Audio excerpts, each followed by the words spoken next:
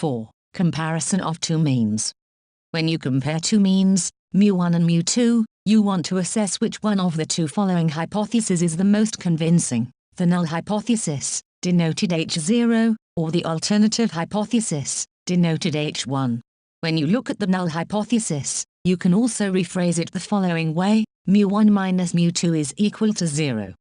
If you think carefully about what you've seen so far, what you need to assess these two hypotheses is a confidence interval for the difference mu1 minus mu2 that you will never know. In other words, to assess the veracity of these hypotheses, what you need to do is to consider the following test statistic: by definition, a single measure of some attribute of a sample used in statistical hypothesis testing. D is equal to x bar 1 minus x bar 2. And of course, if you think about what we said in the previous section, you need to estimate D and its variance in order to get a confidence interval for mu1 minus mu2.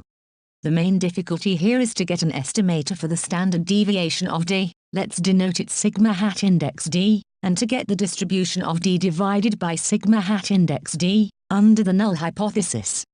The principle of this test is fundamental, and it will be always the same principle for other test statistic. You need to know their standard deviation and their distribution under the null hypothesis. Once standardized, as everything is independent, the variance of a difference is the sum of the variances. In other words, you have the following formula.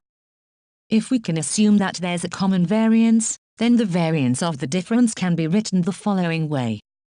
Now we have to find an estimator of the common variance, which is naturally the weighted average of the variances.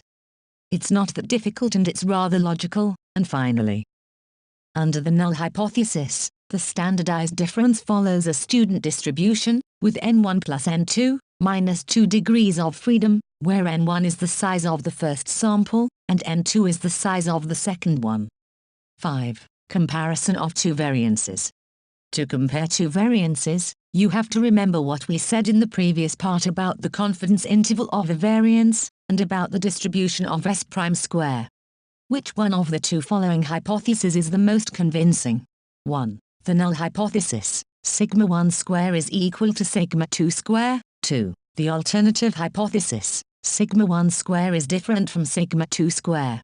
Knowing that S prime square multiplied by n minus 1 and divided by sigma square follows a chi-square distribution, and that the ratio of two independent chi-square distributions follows a F distribution, then under the null hypothesis, S prime 1 square divided by S prime 2 square follows a Fisher distribution with n1 minus 1 and n2 minus 1 degrees of freedom, where n1 is the size of the first sample, and n2 is the size of the second one.